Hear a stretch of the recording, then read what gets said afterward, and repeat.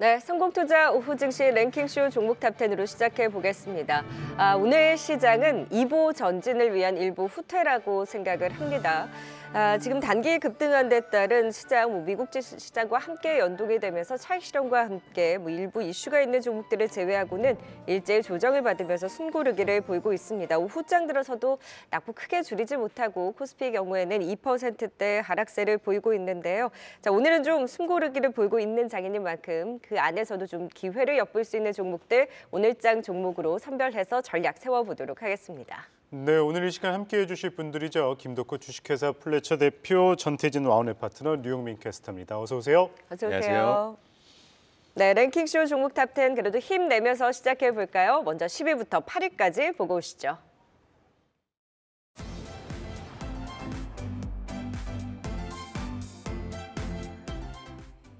네, 랭킹쇼 종목 탑10 시작하겠습니다. 먼저 10위 열어보겠습니다. 10위는 브랜드엑스 코퍼레이션입니다. 브랜드엑스 코퍼레이션의 잭스믹스가 아시아 애슬레저 시장 2위를 점할 수 있을 것이라는 전망이 나오면서 오늘 좀 강한 모습을 보였는데요. 중국 포우첸과 그룹과의 독점 유통 계약을 체결을 통해 중국 시장에서 본격적인 활약이 기대되고 있습니다. 또 여성 위주의 브랜드에서 탈피하는 모습도 보이면서 남성 부문 매출도 증가해 향후 실적에 대한 기대감도 큰 모습인데요. 10위는 브랜드엑스 코퍼레이션이 차지했습니다. 이어서 9위 열어보겠습니다.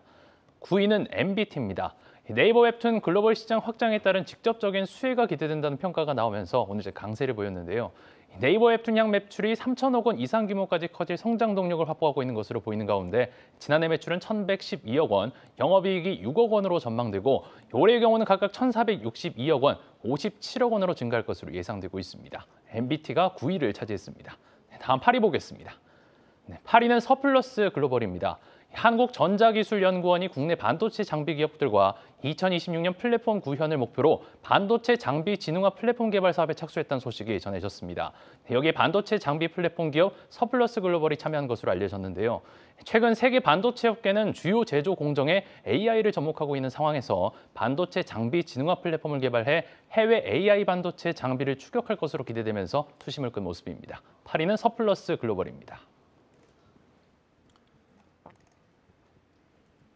네, 10위는 브랜드 엑스 코퍼레이션입니다. 이 잭스미스의 중국 시장 진출 본격화라는 이 긍정적인 리포트 속에 오늘도 좋은 흐름 보이고 있는데요. 지난 보름 동안 강한 우상향 보이고 있는 모습입니다. 다만 오늘 외국인과 기관 동반 매도세 나오고 있는 상황인데 어떻게 대응하면 좋을까요, 전태진 파트너님? 일단은 이 종목 같은 경우는 조금 더 지켜보셔도 될 것 같습니다. 참 조정이 좀 오더라도 오히려 그는 좀 기회로 볼 수 있다라고 좀 판단이 되고 있고요. 아무래도 이 브랜드엑스 코퍼레이션 같은 기업이 이제 온라인에 최적화된 브랜드 연구 개발과 소셜 네트워크 기반의 그 퍼포먼스 마케팅 노하우를 보유한 제조 기술 기반을 가지고 있는 기업이에요.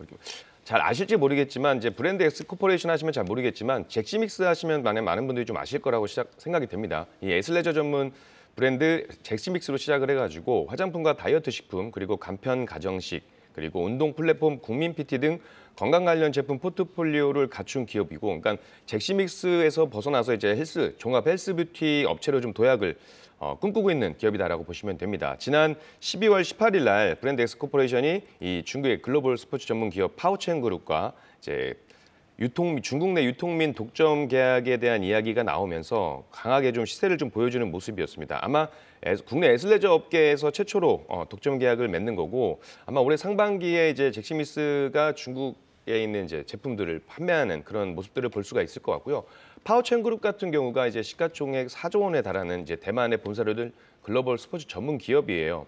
아무래도 신발 제조 분야 세계 1위 기업으로 나이키 제2공장을 비롯해서 중국, 인도네시아, 멕시코 이렇게 베트남 등의 생산 라인을 운영 중이고, 나이키, 아디다스, 뉴발란스 등 다양한 글로벌 브랜드를 취급하는 1위 OEM사라고 보시면 됩니다.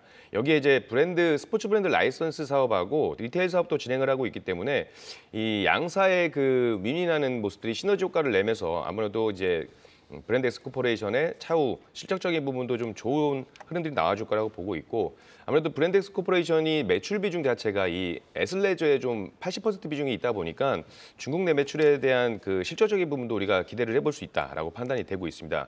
지난 그 12월 15일 기점으로 계속해서 좀 우상향을 좀 보여주고 있는 모습인데 일단 기본적으로 이 가격대가 7,100원대 매물들이 좀 있기 때문에 그 7,100원대 가격을 넘어서게 된다라고 한다면 8,000원 충분히 노려볼 수 있는 기업이다라고 생각을 하시면 되시고 다만 손절가는 6,520원 좀 타이트하게 잡으셔야 될 것 같아요. 오늘 좀 올랐다가 밀렸기 때문에 손절은 최소화해야 되는 부분이니까 타이트하게 잡아보시고 공략을 해보시면 좋지 않을까 생각이 됩니다. 네, 6,500원의 손절가, 오히려 손절가를 좀 잘 지키면서 조금 더 추가적인 급등이 나왔을 때는 더 뚫고 올라갈 수 있는 힘에 대한 기대감이 있는 만큼 깨지 않는 이상 조금 더 지켜볼 만하다. 브랜드엑스 코퍼레이션의 중국 진출 모멘텀 꼽아주셨습니다.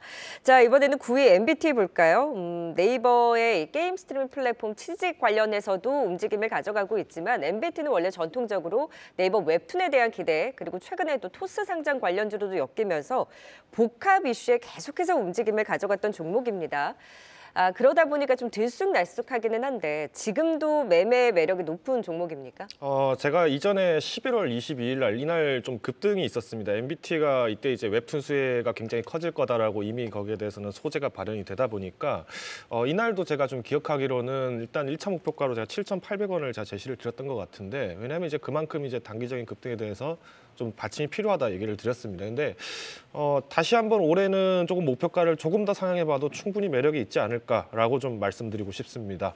그 원인은 이제 아까 잠깐 이제 앵커님께서 말씀을 해주셨는데 결국은 이제 네이버가 지금 확장하고자 하는 외형 형태가 지금 과거 카카오가 하는 문어발 형태랑은 조금 차이가 있습니다. 기존에 갖고 있던 사업을 조금 더 잘 성장시키기 위해서 있던 걸 활용하자라는 메타로 가고 있는데 이게 어떻게 보면은 지금 치지직이 사실상 어떻게 보면 게임 플랫폼입니다. 그러니까 게임 자체를 우리가 이제 상영하는 플랫폼 형태로 되어 있는데 이 치지직과 연계를 해서 이제는 해외 서버까지도 확장을 한다라고 봤을 때는 네이버 입장에서는 이미 해외에 유치를 하고 있는 웹툰 서비스가 있기 때문에 이런 어떤 에디슨 오퍼웨어를 유지하고 있는 MBT 입장에서는 이제는 치지직과도 마찬가지로 협업을 했을 때 좀 더 큰 시너지가 나올 가능성이 크다라고 저는 좀 판단을 하고 있습니다. 그래서 일단은 지금 이제 지난 2022년을 기준으로 좀 말씀을 드리면은 사실 MBT 매출의 1,000억 중에서 350억이 결국 이제 네이버 웹툰에서 발생을 했는데 이 당시 이제 월간 이용자가 이제 한 2천만 명 정도 평균 됩니다. 그러면 우리가 해외 시장에 마찬가지로 좀 공략을 적극적으로 한다. 여기에 치지직 서비스가 만약에 해외까지도 공격적으로 진행을 하게 된다라면은 당연히 여기에 대한 유입은 자연스럽게 웹툰 쪽도 연계가 가능할 것이고 웹툰뿐만 아니라 치직 자체에서 발생하는 오퍼웨어 매출도 충분히 가져갈 수 있지 않을까라고 저는 좀 판단을 하고 있습니다. 특히 이제 2020년도 같은 경우에는 매출의 80%가 이제 에디슨 오퍼웨어에서 나왔다는 점을 좀 감안했을 때 MBT의 주가는 조금 더 상향을 하기에 충분하다라고 좀 말씀드리고 싶고요. 때문에 이제 내년까지도 충분히 좀 홀드 해보자라는 의미에서 목표가는 11,000원을 제시를 드리겠습니다. 다만 앞서서 잠깐 소개드린 것처럼 이미 지금 우리가 토스, 그러니까 비바라 퍼블리카가 또 상장하는 기대감에 대해서도 마찬가지로 소재들은 어느 정도 반영이 돼 있기 때문에 오늘처럼 이제 좀 장이 빠지는 증시에서는 아무래도 좀 단기적인 조정 여파도 있다라고 판단하고 있습니다. 때문에 손절가는 8,400원 제시를 드리겠습니다. 네, 추가 상승에 대한 이 긍정적인 이야기 들어봤습니다. MBT까지 살펴봤고요. 이어서 8위의 서플러스 글로벌에 대해서도 또 진단해 보도록 하겠습니다. 오늘 개별적인 뉴스가 있었죠. 이 한국전자기술연구원 국내 반도체 장비 기업 이 플랫폼 전환한다는 착수했다는 보도에 오늘 강한 상승세 보이고 있는데 서플러스 글로벌 좀 투자 관점 어떻게 바라보시나요, 전 파트너님? 저는 개인적으로 반도체에 대해서 좀 긍정적으로 바라보고 있기 때문에 이 반도체 관련된 산업이 성장을 하게 되면 그 낙수 효과는 반드시 그 소부장 관련된 종목들에게 또 떨어진다라고 볼 수가 있어서 좀 긍정적으로 보고 있습니다. 이 서플러스 글로벌 같은 경우가 반도체, 전공정, 후공정, 중고, 장비 등의 다양한 산업에서 소요되는 장비를 매입하거나 매각하는 그 전문 기업이에요. 쉽게 이야기하면은 이제 중고 장비들을 유통하는 기업이다라고 보시면 되는데 글로벌 1위 반도체 중고 장비 유통 기업이라고 보시면 됩니다. 오늘 이슈도 좀 있었긴 했지만 최근에 그 미중 무역 분쟁이 다시 본격화되면서 지난 12월 12일 날 미중 분쟁이 본격화되면서 중국 시장 내에서 중고 장비 거래가 급증을 하는 모습들을 보여주면서 이 관련된 동사가 움직임을 좀 보여줬습니다. 그러니까 아무래도 이 기업 자체가 원가의 20% 정도로 가치가 급락한 그 장비들을 사들여 가지고 수리한 뒤에 원가의 40%에서 70%까지 가격으로 해서 되팔기 때문에 어떻게 보면 소위 말해서 마진도 굉장히 좀 좋다라고 보시면 되시고, 최근에 그 네덜란드 그 ASML 관련해서 중국에 수출하던 그 장비들이 취소가 되는 그런 모습들이 보여지고 있고, 이 부분들도 저는 적잖이 영향을 주고 있다라고 판단이 되고 있어요. 왜냐하면 이제 동사 같은 경우가 이 최근에 그 ASML 등 글로벌 유수 기업과 사업을 지속하고 반도체 장비 등에 대한 그 인프라를 구성하려고 노력하고 있고, 삼성전자라든지 SK하이닉스를 비롯해서 대만 TSMC, 그리고 중국의 SMIC, 네덜란드 ASML 등 글로벌 유수들의 그 제품 장비들도 가지고 있다란 말이죠. 지금 용인의 그 위치하고 있는 이 전시장을 가보게 되면 ASML 관련된 그 모델들이 상당히 많이 있습니다. DUV 장비들도 있고, 물론 이제 DUV 장비가 이제 ASML의 구형 모델로 꼽히긴 하지만 여전히 자동차라든지 전화, 컴퓨터, 로봇 등에 쓰이기 때문에 이를 필요로 하는 수요에 대한 그 기대들은 계속해서 나오고 있는 부분이다. 그래서 이 수요적인 측면에 있어서도 좀 긍정적으로 볼 수 있고, 또 오늘 발표가 된 이 반도체 장비 플랫폼 기업에 참여한다는 이슈도 긍정적으로 작용할 것 같아요. 다만 이제 오늘 그 이 이슈 같은 경우는 단기적 모멘트로 좀 볼 수 있겠지만, 단기적 모멘텀뿐만이 아니고요. 반도체 산업에 대한 전반적인 부분들, 그리고 미중 무역 분쟁에 따라서 만약에 중고 장비의 수요가 더 증가할 거라는 전망이 나오게 된다고 한다면 동사에게는 더없이 좋은 수혜가 되지 않을까라고 생각을 하고 있습니다. 오늘 역시 모든 종목들이 거의 좀 강세를 보였다가 좀 밀리는 모습들을 보여주고 있어서 저는 개인적으로 손절가는 타이트하게 항상 잡으시는 게 좋다라고 보고 있어서 손절가는 4,080원, 4,100원 정도 잡으시고, 목표가는 일단은 4,900원 정도는 충분히 도달할 수 있지 않을까 생각을 하고 있습니다. 네, 서플러스 글로벌까지 살펴봤습니다. 계속해서 7위와 6위 종목도 알아보겠습니다.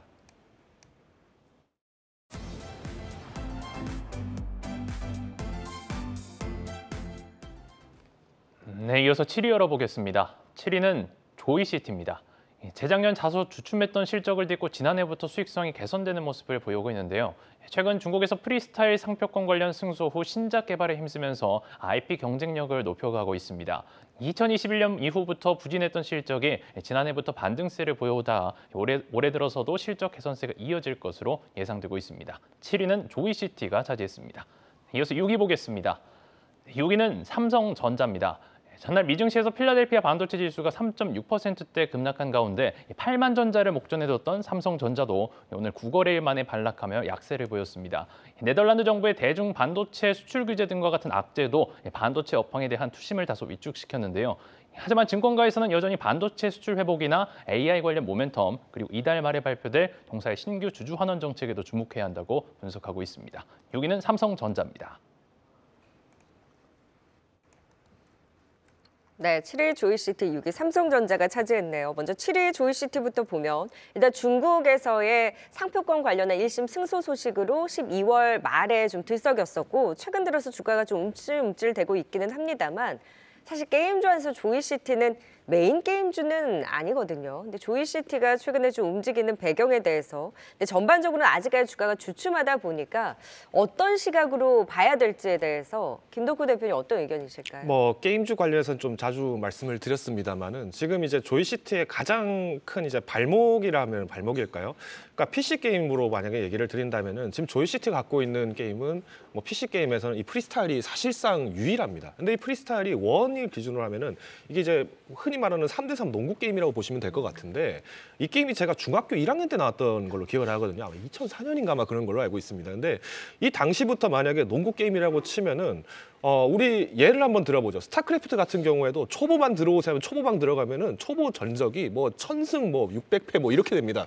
그러니까 초보라는 기준이 이미 우리가 생각하기에는 초보가 들어올 수 없는 방이 만들어집니다. 그러다 보니까 프리스타일 1도 사실 지금은 서비스를 하고는 있지만은 여기에 대해서 확장을 하기가 어려운 게, 신규 유저가 들어온다 하더라도 결국 그 3대3 매치 안에서 한 명만 고인물이라고 하죠. 흔히 말하는 정말 오랫동안 플레이를 했던 유저가 남아있는 순간에는 게임이 진행이 안 됩니다. 그럼 당연히 유입이 안 되기 때문에 PC 게임에서는 유입이 상당히 어렵죠. 그러다 보니까 이번에 이제 중국과 마찬가지로 투티 엔터랑 마찬가지로 이번에 이제 진행을 하게 된 T2 엔터테인먼트랑 마찬가지로 중국 시장에서 이제 확장을 하게 됐는데 여기에 이제 지금 소송에 걸린 이유가 뭔가 하고 살펴보니까 중국의 게임사인 자이언트사가 이제 가농 1, 가농 2라는 이름으로 그러니까 지금 현재 이제 중국 현지에서는 프리스타일이 가두농구라는 이름으로 쓰이고 있는데 버젓이 쓰이고 있는 가두농구라는 이름의 앞글자들만 따가지고 가농 1, 가농 2를 냈다라는 거는 사실상 상표권 침해가 되기가 굉장히 좀 유용했다는 거죠. 그만큼 어떻게 보면은 중국 시장에서는 우리가 이제 중국에서는 사실 축구보다는 농구가 좀 더 유행을 하는 구조들이 있다 보니까 아무래도 이제 온라인 게임을 즐길 때는 이런 부분들이 조금 반영은 됐겠죠. 문제는 이 조이시티가 사실 앞서 말씀드린 것처럼 이 PC 게임은 이게 끝이고 나머지 모바일 게임을 들어간다 하더라도 뭐 수집형 RPG라던가 혹은 가차형 게임들 이런 것들이 좀 위주가 돼 있습니다. 근데 지금 최근에 중국이 이런 부분들을 좀 공격적으로 제지를 하다 보니까 만약 조이시티가 주가를 좀 더 매력적으로 빠르게 회복을 하기 위해서는 이번에 이제 1심 승소를 했던 이 저작권 침해 관련된 부분들에서 배상 판결이 나와야 됩니다. 근데 상표권 배상권 판결이 나오지 않는 이상에는 조이시티 입장에서는 단기간에 회복을 하기는 어려울 거다라고 판단을 하고 있고요. 만약에 이제 항소나 항고를 하게 된다고 칩시다. 그러면 중국이 최근에 이제 게임 IP에 대한 부분들에서는 굉장히 조금 정부 차원에서도 적극적으로 자국 기업들을 좀 보호하는 모습들이 나오고 있기 때문에 여기에 대해서 조이시티가 조금 밀려나게 될 가능성도 있다라고 저는 판단을 하고 있습니다. 그래서 만약에 이 조이시티를 투자를 꼭 하겠다라고 하시는 분들이라면은 그래도 우리가 기존에 갖고 있던 모바일 시장에서의 매출 부분들이 꾸준한 실적을 만드는 부분들은 있기 때문에 목표가는 3,500원까지 기다려볼 수 있지 않겠느냐 좀 말씀드리겠습니다만은 손절가는 제가 2,800원으로 좀 제시를 드리고자 합니다. 즉 그만큼 아예 손을 안 대는 종목으로서 조금 다른 게임 종목을 보시는 게 어떨까라고 좀 말씀드리고 싶습니다. 네. 네, 조이시티까지 살펴봤습니다. 이어서 6위에 또 삼성전자 살펴보도록 하겠습니다. 전날 이 기술주 급락으로 인해서 우리 증시도 조정받는 가운데 삼성전자도 조정 나오고 있습니다. 다만 증권가에서 긍정적인 전망 나오고 목표가 상향도 계속 나오고 있어요. 결국 얼마까지 가느냐가 가장 궁금해하실 텐데 어떻게 보시나요, 전태진 파트너님? 일단 기본적으로 8만 전자는 무조건 넘을 것 같고요. 일단 제가 이 반도체를 말씀드리기 전에 일단 미증시에 대한 부분들을 말씀드리면 어제 그 기술주들이 좀 많이 급락을 보여주면서 하락을 보였는데 제가 그래도 긍정적으로 바라봤던 것들은 이제 다 꼬리를 달고 마감을 했다는 게 되게 중요합니다. 그래서 저는 오늘 삼성전자 같은 경우도 꼬리를 달아주고 마감을 한다라고 한다면 단기적인 조정이라고밖에 볼 수 없다. 그냥 좀 긍정적인 마인드를 좀 가지고 보셔도 될 거다라고 얘기하고 있고요. 삼성전자라든지 SK 반도체 업황 개선 기대감에 대한 부분들은 누구나 다 많이 알고 있죠. 특히나 단기적 모멘텀으로 보자고 한다면 이제 CES 2024가 또 앞두고 있고 지금 반도체 업황은 HBM부터 시작을 해서 이제 뭐 온디바이스 A라든지 CXL 이렇게까지 지금 계속해서 호재성 그 이슈들이 붙으면서 계속 훈풍을 좀 달아주고 있는 모습입니다. 특히나 삼성전자 같은 경우가 이제 업계 최초로 이 엔터프라이즈 리눅스 글로벌 1위 기업인 레드햇과 컴퓨터 익스프레스 링크 이 CXL 관련해서 메모리 동작에 성공했다라는 기사가 또 나오면서 강세를 보여줬었고요. CXL은 이제 아마 많은 분들이 이제 아실 거예요. 차세대 인터페이스를 말하는 거고 아무래도 AI라든지 자율주행 그리고 데이터베이스 플랫폼을 처리해야 할 그 데이터가 기하급수적으로 늘어나면서 주목을 받고 있는 모습들이고 어찌됐건 이 메모리 동작이 검증이 되면서 이제 데이터 센터 고객 같은 경우는 별도의 소프트웨어 변경 없이 아마 손쉽게 삼성 CXL 메모리를 사용할 수 있게 됨으로써 그 부분만큼 역시 삼성전자에는 호재로 작용할 거고요. 시장 조사 업체에 따르면 이제 글로벌 CXL 시장 자체가 2028년 150억 달러, 그러니까 하나로 따지면 약 20조 원 가까이 성장할 것으로 전망되고 있기 때문에 HBM에서는 삼성전자가 살짝 좀 뒤처지고 있었잖아요, HBM에. 어쨌든 그런 부분들을 이제 CXL로 전환을 하면서 이 초격차에 대한 부분들도 경쟁력 이름이 있기 때문에 아마 이 성장하는 시장에 있어서 삼성전자가 제일 많이 좀 수혜를 받지 않을까라는 생각을 하고 있고 이제 그 CXL 반도체 업황 개선 말고도 이제 우리가 기대해 볼 수 있는 게 바로 온디바이스 A 같은 경우인데 이제 온디바이스 A야 이번에 또 갤럭시 S24가 또 출시를 앞두고 있는 상황이고 17일입니다. 네, 그리고 이제 이 온디바이스 AI 시장이 개화가 되고 있다는 이야기가 굉장히 많이 나오고 있어요. 특히나 올해 이 성장 가능성에 굉장히 좀 급속도로 될 것이다라고 보여지고 있고 이 AI 기능 탑재 같은 경우가 단순히 핸드폰을 벗어나서 이제 노트북이라든지 뭐 PC, 가전제품, 심지어 밥솥까지도 이게 적용이 된다라고 한다면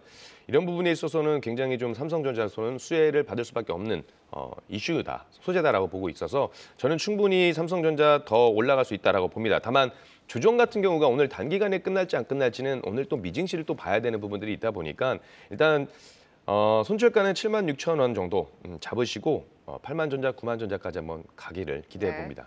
사실 삼성전자의 딱 조정폭과 거의 이제 비례하게 시장도 같이 좀 낙폭을 키우고 있는 상황입니다.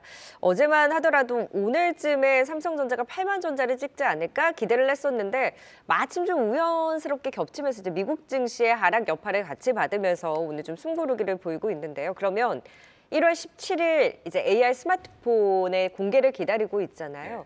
그 이벤트 이후 전후에 대한 대응 전략을 어떻게 보세요? 조정을 받을 때마다 모아가는 전략으로 좀 계속해서 대응을 해야 된다라고 보세요? 아니면 17일을 좀 기점으로 해서 각각 좀 다르게 대응을 해야 된다라고 보세요? 삼성전자가 워낙 시총이 강하다 보니까 그런 단기적 이슈 후에 급락을 보일 거라고 보이진 않아요. 다만 단순하게 조정을 좀 보일 수는 있겠지만 저는 개인적으로 우리 많은 우리 국민들이 삼성전자를 좋아하는 이유가 잘 떨어지지 않고 또 오를 땐 또 천천히 오르는 그런 안정적인 종목이라고 생각을 하는 부분이 있기 때문에 또 아마 마음속 저편에는 삼성이 망하면 나라가 망한다는 이야기도 아마 하실 거예요. 저는 개인적으로 해서 삼성전자를 가져가실 분들이라면 저는 단순 모멘텀이 지나고 나서 조정이 받을 때는 매수를 하시는 게 맞다라고 봅니다. 그래서 충분히 지금 온디바이스 A부터 CXL까지 반도체 업황 개선이 계속되는 그 호재 훈풍을 그냥 계속 타야 되는 게 맞지 않을까 생각을 합니다.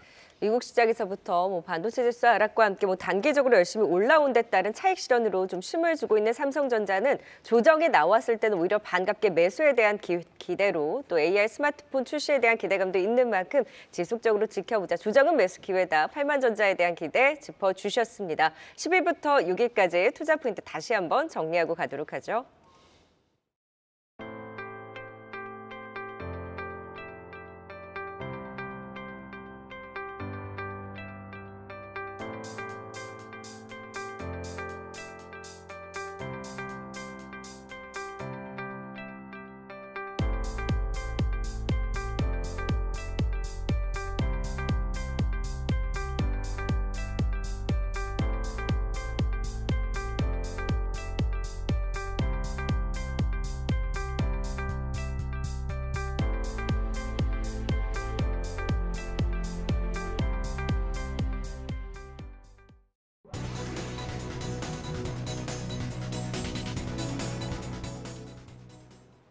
최근 숨가쁘게 달려온 만큼 오늘은 숨을 고르고 있는 우리 시장입니다. 그래도 그 안에서 어떤 종목들이 꿈틀거리고 있는지 시각 특징주 살펴보겠습니다.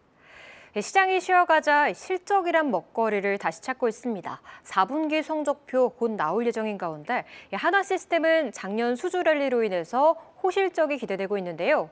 11월부터 가파른 우상향 곡선 그려가고 있습니다. 4거래일째 상승세 이어가는 가운데 오늘 신고가 돌파한 후에도 현재 상승폭 키우면서 6.3%의 강세에 나타내고 있습니다.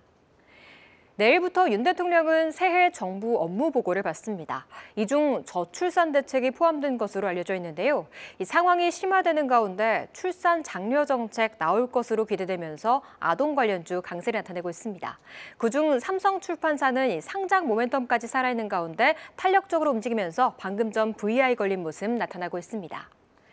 W게임즈가 연초 주주 친화 정책을 펼치고 있습니다. 한 주당 0.2주에 20% 무상증자에 나서겠다고 밝혔는데요. 이는 130억 규모 자사주 소각 효과가 나타날 것으로 기대되면서 주가는 반응하고 있습니다. 오늘 50일 신고가 터치하면서 현재도 5%의 오름폭 이어가고 있습니다. 우주항공업계 연초 분위기가 심상치 않습니다. 그중 인텔리안테크는 올해 수익성 개선과 함께 밸류에이션 또한 레벨업 될 것이란 분석이 전해지고 있는데요. 지난달 말부터 담던 외국인과 함께 기관도 가세하면서 수급을 받쳐내고 있습니다. 어제에 이어서 오늘도 강한 상승 보이며 현재 7% 상승하고 있습니다. 지금까지 이 시각 특징주 살펴봤습니다.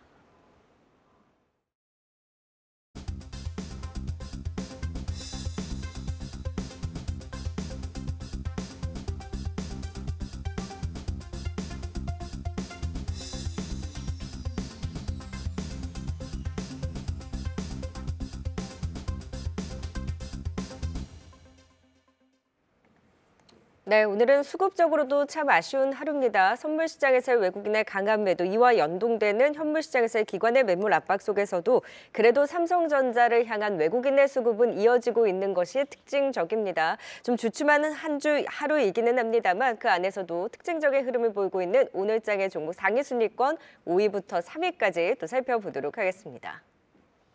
네, 이어서 5위 열어보겠습니다. 5위는 디스플레이 제조 장비 및 로봇 전문 기업 제우스입니다. 지난 11년간 연속해서 배당을 실시하고 자사주를 소각하는 등 주주가치 제고를 위해 적극적으로 노력해온 동사는 지난 2일에도 주당 2주의 무상증자를 공시했는데요.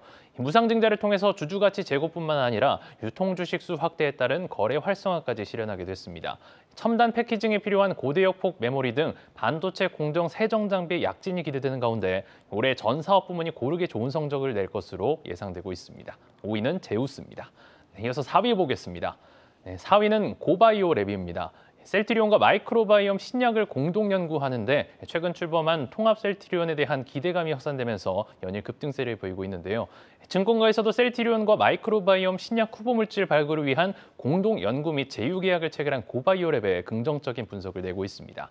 계약을 통해서 두 회사는 고바이오랩의 스마티움 플랫폼 기술을 활용해서 과민성 대사증후군과 아토피 피부염 치료 후보 물질을 발굴한다는 계획을 세운 바 있는데요. 최근 4거래일째 강세가 지속되고 있는 고바이오랩이 4위에 올랐습니다.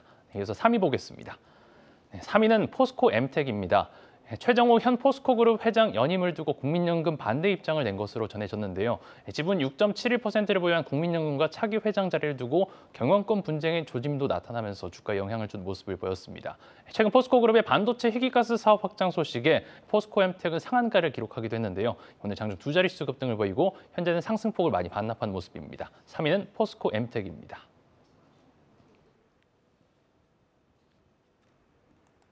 네, 5위는 제우스입니다. 전날 무상증자 이슈도 있었죠. 11월부터 꾸준히 우상향하는 모습인데요. 오늘 같은 경우는 9% 상승세를 보이다 힘이 조금 빠진 모습입니다. 올해 실적 상승 기대된다는 분석도 나오고 있는데 제우스 좀 어떻게 바라보면 좋을까요, 김덕구 대표님? 일단 제우스 같은 경우 오늘 이제 무상증자 관련된 이제 결정이 나다 보니까 여기에 대해서 좀 주가들은 상승했다라고 해석할 수밖에 없고요. 여기에 조금 이슈가 좀 더 좋은 이슈가 있다라고 하면은 작년에 이제 자회사였던 이제 JT가 이제 도쿄증권 거래소에 이제 거래소에 이전 상장이 됐습니다.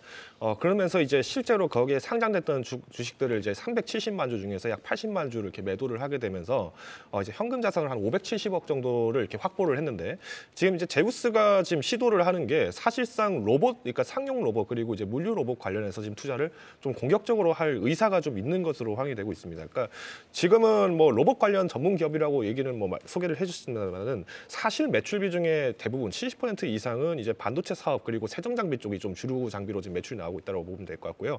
이제 내년 그러니까 올해죠. 올해 이제 상반기 내로 이제 우리가 이제 팔이 달린 우리 매니플레이터라고 하죠. 그러니까 AMR에다가 팔이 달려 있는 로봇들을 실제로 이제 공개를 할 예정이다. 이런 얘기들까지 나오다 보니까 사실 제우스 입장에서는 조금 메리트가 더 커지고 있다라고 좀 얘기를 드릴 수 있을 것 같습니다.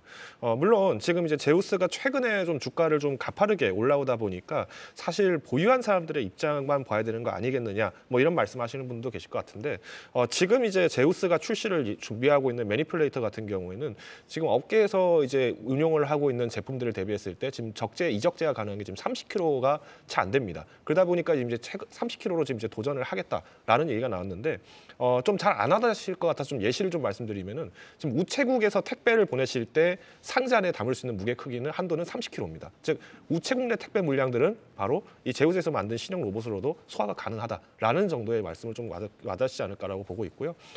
결론적으로는 지금 이제 디스플레이 부분인데 결국 이제 이 장비들이 반도체 사업들이 얼마나 지금 회복이 될 거냐라는 부분에서 좀 말씀드린다면은 내년 상반기, 올해 상반기 그리고 내년 하반기에서 조금 동향의 차이는 있을 수 있겠지만은 충분히 반도체 산업의 회복과 더불어서 R&D 투자는 꾸준하게 이루어질 것이다라고 좀 얘기 드리겠습니다. 그래서 보유하신 분이라고 하면은 오늘 조금 소폭의 후퇴는 좀 있었습니다만은 무리하게 매도하실 필요는 없다라고 판단하고 있고요.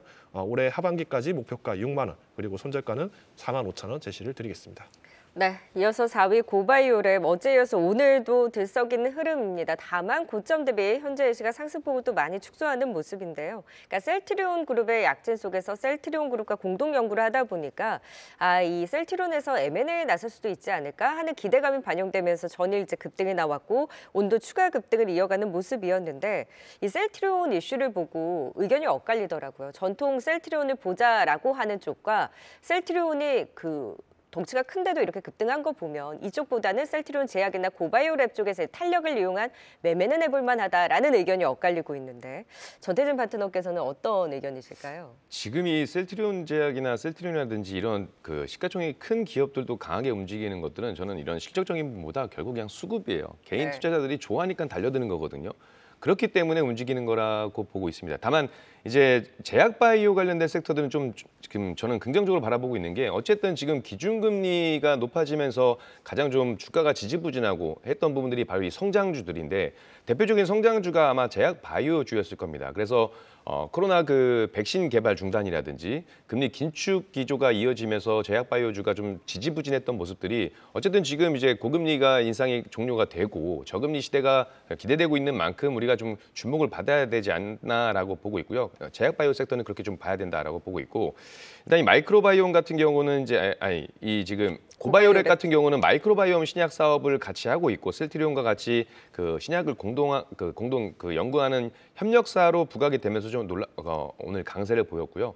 일단 통합 셀트리온에 대한 이야기가 결국 일감 몰아주기라든지 회식 분식회계라든지 이런 부분들이 지적이 되다 보니까 어쨌든 합병에 대한 부분들도 같이 난 거고 어쨌든 이런 것들이 해소가 되면서 아무래도 셀트리온 자체적으로는 이제 일원적으로 원가 경쟁력 확보를 할 수 있는 그런 모멘텀이 좀 중요하다 보니까 셀트리온 제약이 올라갔던 거는 충분히 모멘텀이 충분히 전 된다고 봅니다. 다만 아까 말씀하신 것처럼 최근에 매각한 자금을 가지고 인수합병에 대한 기대감을 좀 가지기는 조금 무리가 물론 될 가능성은 있지만 왜냐하면 지금 셀트리온 같은 경우는 셀트리온 제약 합병도 앞두고 있잖아요. 네. 그렇다면 일단 기본적으로 고간의 돈을 좀 챙겨놔야 안정적으로 이 합병에 대한 부분들을 가져갈 수 있기 때문에 이런 부분들은 조금 기대감만으로 가서 보시는 건 저는 좀 아니라고 보고요. 다만 고바이오랩 단순히 이 개별 종목만의 가능성을 좀 보자라고 한다면 이 면역이나 대사 파이프라인 같은 경우가 이제 글로벌 특허들이 등록 결정이 됐고 중국 지역에서 임상 준비 중에 있기 때문에 만약에 이런 것들이 후속 개발과 논의를 공동으로 진행하고 임상 성공하면서 상업화에 대한 부분들이 간다라고 한다면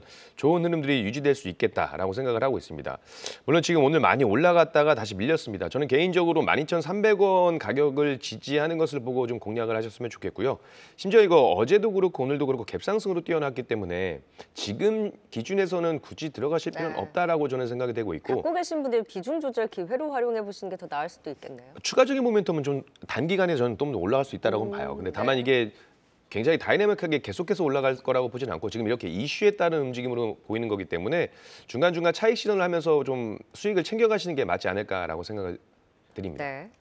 네, 이슈에 따른 움직임 만큼 단기적으로 오를 가능성은 있지만 조금씩 보유자분들은 이 비중 조절하자 말씀 주셨습니다. 이어서 3위 포스코 엠텍 또 진단해 보도록 하겠습니다. 포스코 그룹 이 차기 회장 인선 절차 지금 돌입 중에 있죠. 이 포스코 최대 주주인 이 국민연과의 이 경영권 분쟁 또 조짐 보이면서 이 포스코 엠텍도 영향받는 모습입니다. 어떻게 바라보면 좋을까요, 김덕구 대표님? 지금은 조금 무겁게 대응을 해야 되지 않을까. 그러니까 가지고 있어야 된다고 저는 좀 판단을 하고 있습니다. 이미 이제 금리나 기대감이라든가 혹은 이제 산업 경기 부활이라든가 이런 영향들을 봤을 때는 사실은 이제 원자재 쪽을 가공하는 업체, 특히 이제 알루미늄 제품을 이제 가공하는 업체인 포스코 엠텍 입장에서는 오히려 조금 기다려볼 수 있겠다라고 좀 보고 있는데 물론 오늘 이렇게 상승한 게 사실 바람직한 현상은 아닙니다. 그러니까 지금 포스코에 대한 지분을 사실상 이제 국민연금이 대부분 갖고 있다 보니까 지금 포스코 회장이랑 과연 어느 정도의 경영권 분쟁이 일어날 것이냐 여기에 회자가 되면서 결국 또 지분 싸움으로 가지 않겠느냐. 라는 기대감으로 지금 오늘 좀 상승을 한 건데 물론 이제 최근에 이제 KT 이제 대표 회장 신임 관련된 부분들에서도 실제 논란이 좀 있었던 게 국민연금이다 보니까 아무래도 이런 소재가 좀 단기간에 회복되지는 않을 거라고 좀 보고 있고요. 이런 부분에 그러니까 이런 어떤 이슈들이 좀 계속 이제 가십거리로 돌고 있지만은 그래도 우리가 결국 기업의 입장에서 실적을 좀 감안한다라고 하면은 알루미늄 소재가 이제 결국은 활성화된다라는 부분들에서는 우리가 부인할 수는 없을 것 같습니다. 그래서 지금 시점에서는 좀 무리하게 대응하시지 말자. 아니라 오히려 조금 더 무겁게 가져가 보자라고 좀 말씀을 드리고 싶고요. 목표가는 제가 33,000원 제시를 좀 드리겠습니다. 반면에 손절가는 26,000원으로 이 밴드 사이에서의 조금 조정들이 나온다라고 하면은 충분히 대응이 가능하지 않을까라고 좀 말씀드리고 싶습니다. 물론 뭐 오늘 좀 이렇게 좀 급등한 게 사실 부담스러운 위치다 보니까 뭐 신규 진입을 좀 추천드리기보다는 보유자의 입장에서 좀 제안드린다고 좀 보시면 좋을 것 같고요. 소재나 혹은 이제 자재 쪽을 건자재 쪽을 좀 보신다라고 하면은 뭐 기존에 차라리 포스코 홀딩스 쪽으로 좀 가시는 것도 뭐 나쁘진 않다라고 좀 보고 있습니다. 네, 포스코 엠텍까지 진단 들어봤습니다. 지금 이 시각 또 실시간 유튜브 채팅방에서는 시청자분들 어떤 대화 나누고 계신지 그 분위기도 짧게 보고 가겠습니다. 자, 세영님께서 외인 선물 왜 이렇게 많이 파나요? 무섭게 라고 하셨는데, 네. 자, 오늘 외국인의 선물 시장에서의 매도가 좀 강하다 보니 조금 더 시장의 낙폭이 깊습니다. 그동안 금리 인하에 대한 기대감을 또 가파르게 반영을 하면서 단길 과열됐던 시장의 김을 살짝 좀 식히는 과정이다라고 보시면 될 것 같은데요. 되돌림의 모차익 실현 과 더불어서 연말 일부 배당 연계된 차익 거래에 이런 되돌림의 뱉어낸 좀 수급이 나오면서 그 여파에 오는 외국인의 선물 시장에서의 매도가 좀 나오고 있고 이와 연동되는 금융투자 기관의 현물에 또 매물이 강하게 출회가 되면서 시장 전반적으로는 좀 차익 실현 움직임과 함께 쉼을 주고 있는 하루다라고 보시면 될 것 같습니다. 자, 그래도 그 안에서 오늘 셀트리온 그룹주가 살아있는데요. 랜드튜브님께서 자, 셀트리온 진작에 샀어야지 왜 이제 따라잡아? 라고 하셨는데 앞서서도 고바이오랩도 진단을 들어본 바 있고 오늘 셀트리온도 사실 다른 종목들 대비 낙폭 좀 제한적으로 가져가다가 그래도 그동안 좀 단기 급등한 데 따른 쉼은 주고 있는 상황이고요. 셀트리온 제약이라든지 고바이오랩 오늘도 좀 상승세를 보이고 있긴 합니다만 윗꼬리를 달기는 했습니다. 이런 부분에 대해서도 같이 말씀을 주셨고요. 원샷 원킬님. 네, 오늘 엔젤 산업주 몽땅 슈팅에 나왔다라는 말씀을 주셨는데 지금 오후장 들어서도 아가번 컴퍼니 뭐 여전히 지금 상한가 잘 지키고 있고요. 오늘 그 외 뭐 제로투세븐이라든지 꿈비와 같은 저출산 관련주들이 오후장 굉장히 강한 섹터로 좀 자리를 잡고 있습니다. 잠시 후에 저출산 관련한 이슈 좀 더 짚어보고 클로저님께서 AP위성 간다 했지라는 말씀과 함께 우주항공청 설립에 대한 기대 새해 가져가고 있고 우주 항공 투자에 대한 확대, 예산 확보와 더불어서 정부 차원에서의 지원 기대감까지 맞물리면서 새해 들어서 어제 출발하는 양봉을 보여줬고 오늘 AP위성도 20% 넘는 급등으로 시장 전반적으로 쉼을 주고 있는 가운데 가장 또 강한 꿋꿋한 양봉을 세우고 있습니다. 두 분께 각각 이슈에 대한 답변을 좀 짧게 들어볼까요? 먼저 오늘 저출산 관련주들 좀 급등에 나오고 있는데 새해 의뢰 또 정책 관련주들이 움직입니다. 이럴 때 갖고 있던 분들이 팔고 또 빠지면 사고 이것도 반복해야 되나요? 일단 이거 저출산 관련해서는 제가 다자녀 가장의 가장으로서 말씀을 드리면 쌍둥이 아버님. 그렇죠. 네. 이거는 저는 저출산은 좀 계속 가져가야 된다고 보고 있습니다. 일단 기본적으로 너무 모멘텀이 좋아요. 지금 어쨌든 선거를 앞두고 있는 상황에서 대통령이 또 정부 정책에 대한 이야기 나오고 있고 뭐 최근에 24년부터는 월 100만 원씩 뭐 준다라는 이야기도 나오고 있고 어쨌든 시대적인 흐름이 저출산 고령화로 가고 있는 상황에서는 저는 저출산 관련된 종목은 적어도 우리가 디데이가 있는 이 모멘텀까지는 끌고 가야 된다라고 보고 있습니다. 네, 자 그래서 지속적으로 볼만한 이슈다. 오늘의 급등 이후에도 계속해서 매매에 좀 가담을 해보자라는 의견 주셨습니다. 자 이번에는 AP위성 그리고 오늘 인텔리안테크 그 외에 우주항공 관련한 종목들이 어제부터 계속해서 들썩대고 있는데 사실 그 대장의 역할을 하는 종목들에 대해서는 계속해서 좀 바뀌는 것 같은데 어떤 종목을 중심으로 보면 좋을까요? 일단 저는 두 가지 이슈 때문에 위성 관련주가 좀 움직인다고 보고 있습니다. 그러니까 우주항공 쪽으로 좀 말씀을 드린다면은 일단 첫 번째는 이제 미국에서 지금 진행되고 있는 아르테미스 프로젝트죠. 그러니까 우리가 실제 유인 우주선을 발사해서 달에 한 번 더 착륙하자라는 지금 테마들이 지금 형성이 지금 굉장히 잘 돼 있다 보니까 여기에 대해서 뭐 대표적인 뭐 항공우주라든가 아니면 하나 에어로스페이스, 캔코아 이런 종목들이 좀 많이 거론이 되고 있다라고 보고 있는데 두 번째는 이제 국방과학연구소에서 이번에 이제 경보 시스템들을 이제 정찰 장비들을 굉장히 많이 지금 만들겠다. 그래서 정찰 위성들을 확보를 하겠다라는 이슈들이 나오다 보니까 여기에 대해서 이제 뭐 세트레가이라든가 관련 종목들이 좀 이렇게 많이 올라가지 않나 보고 있습니다. 그래서 저는 위성 관련 종목이라고 하면은 지금 아직 시작도 안 했다라고 좀 보고 있습니다. 물론 최근에 주가들이 이제 어느 정도 안정세를 취하고 있습니다. 그만큼 이제 실적으로서의 전환들이 좀 빨라지고 있는데 저는 개인적으로 뭐 이런 종목들이 좀 단기간에 급등했을 때는 좀 부분 매도를 하다가 다시 이제 조금 조정받았을 때 또 추가로 또 매수하는 그러니까 뭐 우리가 어느 정도의 포트의 비율은 좀 유지를 하되 우리가 이런 주가적인 부분에서는 매매 전략으로 가시는 게 어떨까라고 저는 판단하고 있습니다. 매매하기에는 여전히 또 모멘텀이 많다. 우주항공 관련한 종목들에 대한 관심 긍정적인 시장 영향도 짚어주셨습니다. 자, 이제 오늘의 종목 2위와 1위만을 남겨놓고 있는데 어떤 종목이 차지했는지 바로 확인하고 오시죠.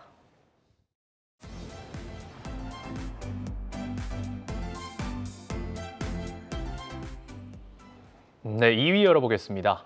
2위는 한미약품입니다. 지난해 비만 치료제로 글로벌 제약 시장을 주도한 다국적 제약사들보다 출발이 늦었지만 국내 대형 제약사도 이 흐름에 이제 올라타는 분위기인데요. 올해는 특히 더 국내 제약사 간 비만 치료제 개발 경쟁도 치열해질 것으로 전망되고 있습니다. 한미약품은 어제 신년사에서 기존 당뇨병 치료제로 개발해오던 에페글레나타이드의 비만 치료제 전환 개발, 비만 신약 5종 가동을 올해 주력 사업으로 꼽았다고 밝혔는데요. 글로벌 비알코올성 지방 간염 분야에서도 높은 경쟁력이 기대된다는 증권사 리포트도 나온 가운데 최근 5거래일째 강세를 이어가고 있습니다. 2위는 한미약품입니다. 마지막 1위 열어보겠습니다. 1위는 HD 현대일렉트릭입니다. 전력기기 시장 호황이 본격화된 이후 수주한 물량이 실적에 반영되기 시작해서 지난해 신규 수주가 32억 달러를 넘어 역대 최대치를 보였습니다. 단가 상승 환경 속 캐파 증설로 신규 수주 증가에 탄력이 붙을 뿐만 아니라 자동화 등으로 수익성 개선에 기여할 것으로 기대돼 실적 개선세가 이어져 올해도 역대 최대 실적이 기대되고 있습니다. 1위는 HD 현대일렉트릭입니다. 네, 2위 한미약품 살펴봅니다. 오늘 좀 52주 신고가 경신하고 나서 힘이 빠지긴 했지만 꾸준한데요, 흐름이? 네, 제가 이 한미약품을 전에 한번 이제 방송에서 말씀드린 적이 있는데 33만 3천 원대에서 26만 원대의 박스권의 움직임을 좀 보여주고 있고 계속해서 좀 맞고 떨어지는 모습들. 그런데 그 33만 3,500원을 돌파하고 나면 그 이상 갈 수 있는 강한 시세가 있다라고 한번 말씀을 드린 적이 있습니다. 열렸네요. 네, 일단 저 한미약품이 개인적으로 계량 신약을 앞세워서 좀 손꼽히는 기업이라고 볼 수가 있고요. 워낙에 영업을 잘하고 유명하다 보니까 우리가 이 병원 처방의약품을 뜻하는 원예 처방에 관련해서 지금 작년까지 해서 6년 연속 부동의 1위를 기록하고 있을 만큼 굉장히 좀 경쟁력이 있는 기업이다라고 보시면 됩니다.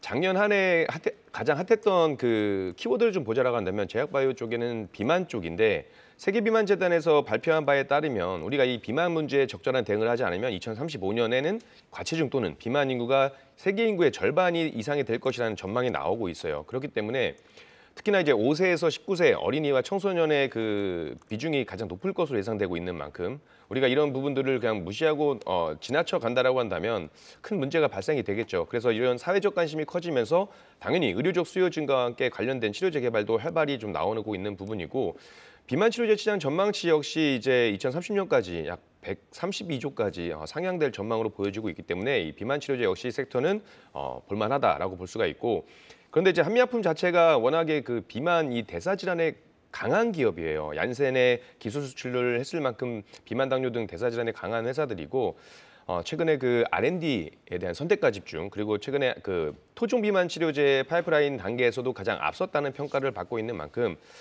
본격적으로 임상 환자 투약이 이루어지고 만약에 이제 이르면 2026년부터 상업화가 된다라고 하는데 물론 이제 2026년까지 좀 멀리 걸리긴 하겠지만 저는 그 기대감 충분히 지금도 이 박스권 흐름을 오랫동안 유지했던 만큼 지금의 이 강세도 유지가 될 수 있다라고 볼 수가 있어서 일단 손절가는 35만 3천 원 정도 제시를 해드리고 목표가는 일단 40만 원 제시를 해드리도록 하겠습니다.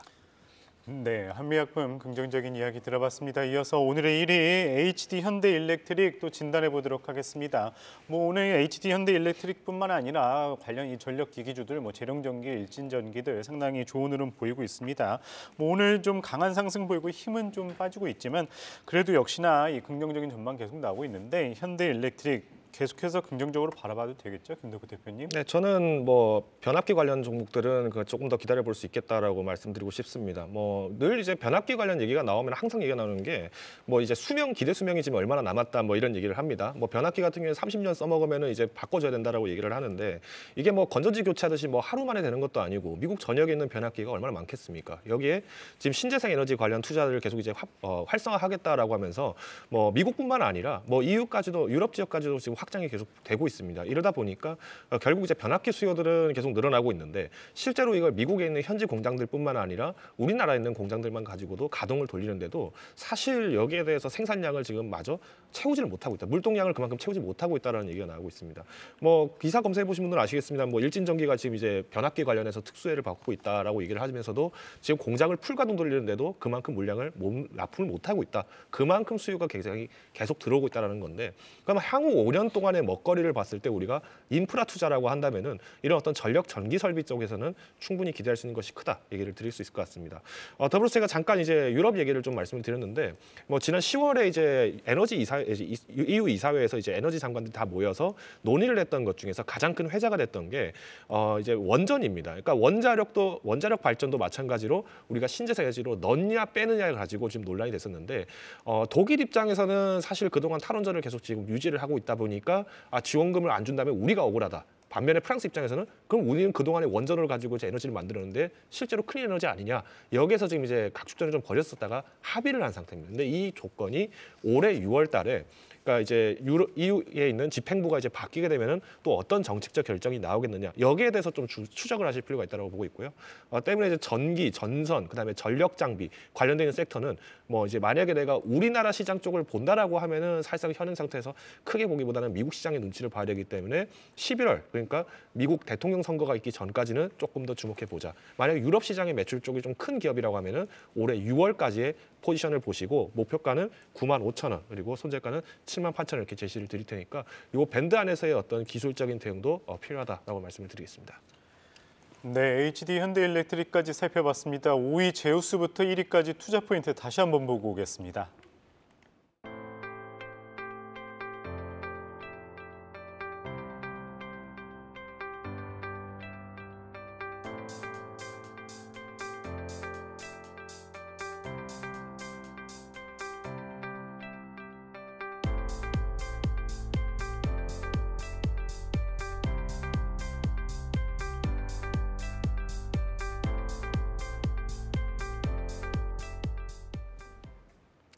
네, 오늘 시청자분들의 참여로 유튜브 채팅방 같이 해주신 분들 한해서 또 당첨자 선정하는 날입니다. 오늘 베스트 댓글의 선정은 바로 랜드튜브님입니다. 저희 한경매거진 1년 구독권 보내드리니까요. 하단에 나가는 주소로 연락처 남겨주시기 바랍니다. 축하드립니다.